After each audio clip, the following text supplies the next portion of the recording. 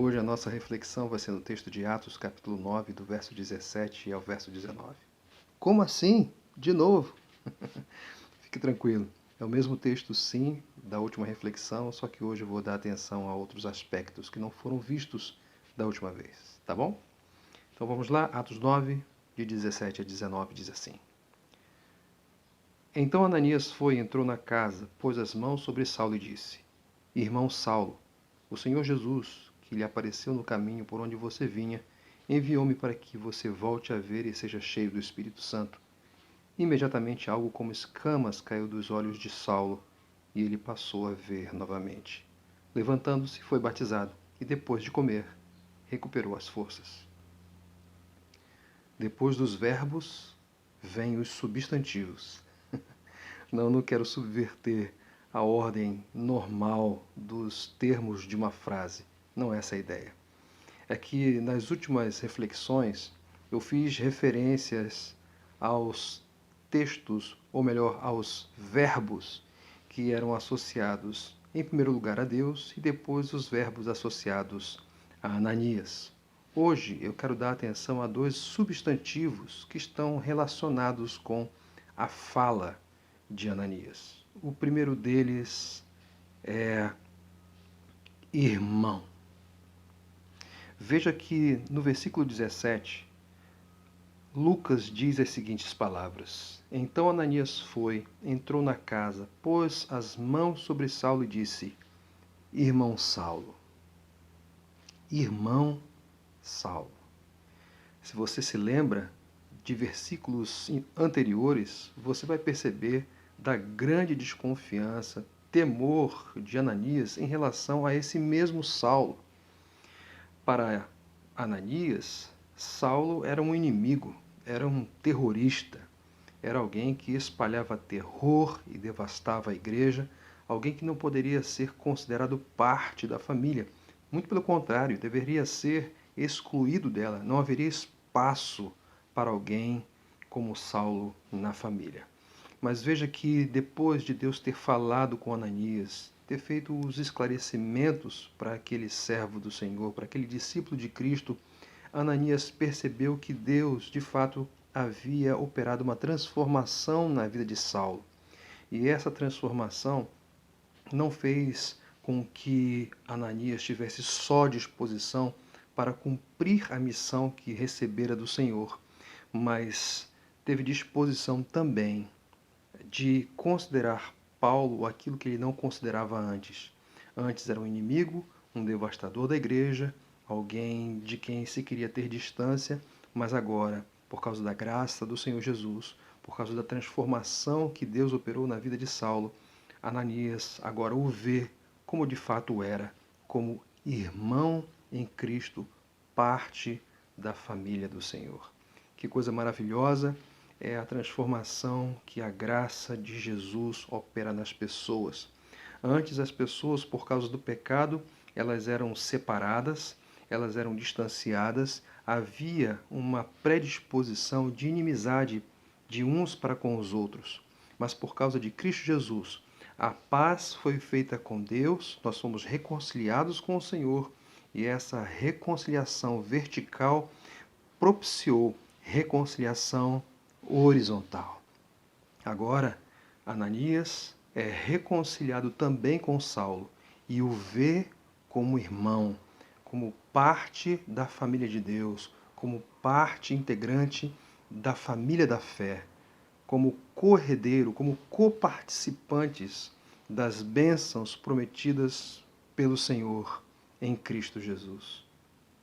Esse é o efeito do Evangelho. A inimizade cai por terra e há uma disposição amorosa em relação ao outro. Mas esse não é o único substantivo para o qual eu quero dirigir a nossa atenção. Há um segundo. O texto diz: Então Ananias foi e entrou na casa, pôs as mãos sobre Saulo e disse: Irmão Saulo, o Senhor Jesus que lhe apareceu no caminho por onde você vinha enviou-me para que você volte a ver e seja cheio do Espírito Santo. O substantivo aqui é Espírito Santo. Esse nome próprio que se refere à terceira pessoa da Santíssima Trindade. O Espírito Santo, que é um personagem que vai ocupar lugar proeminente, destacável neste livro de Lucas.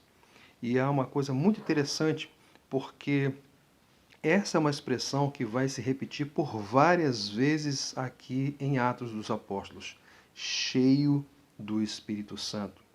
Veja que o Senhor, ao lidar com Ananias, ao dar razões porque ele deveria cumprir a missão que tinha recebido, ele diz o seguinte a respeito de Saulo. Ele diz assim: este homem é meu instrumento escolhido para levar o meu nome perante os gentios e seus reis e perante o povo de Israel.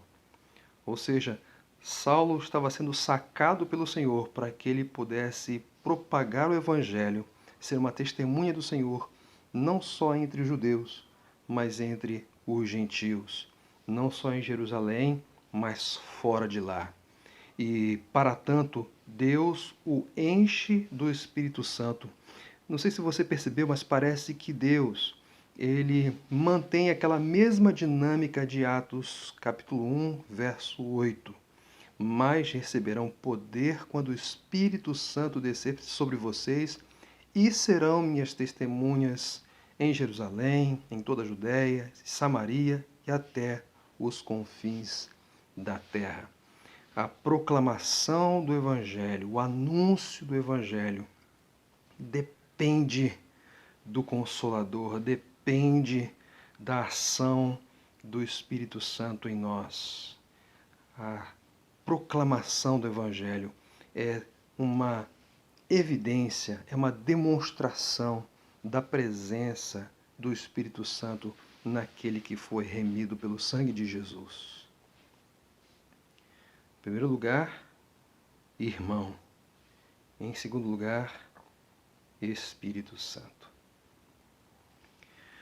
Você foi remido pelo sangue de Jesus.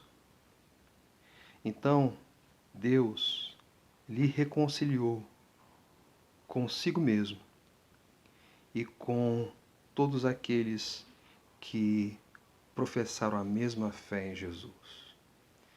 Mas, além disso, Deus, ao lhe reconciliar com Ele, fez com que você tivesse uma disposição,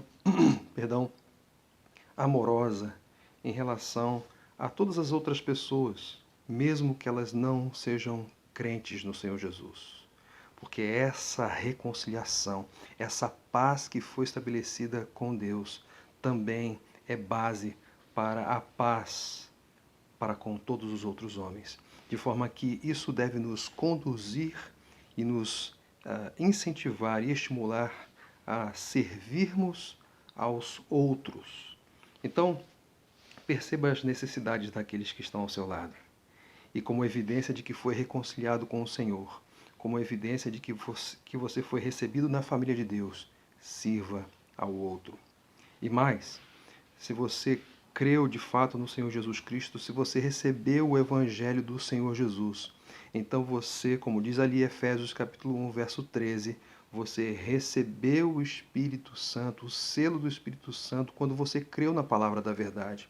Então, você é habilitado para ser testemunha do Senhor Jesus. Você é habilitado, capacitado. Você recebeu os instrumentos e os recursos espirituais necessários para compartilhar a fé que recebeu de Deus. Então, sirva ao outro, sirva ao próximo e compartilhe o Evangelho, pois você recebeu o Espírito Santo, pois você recebeu essa capacitação do alto para fazê-lo. Na última reflexão, nós vimos os verbos. Hoje, um pouco dos substantivos. Que Deus lhe abençoe.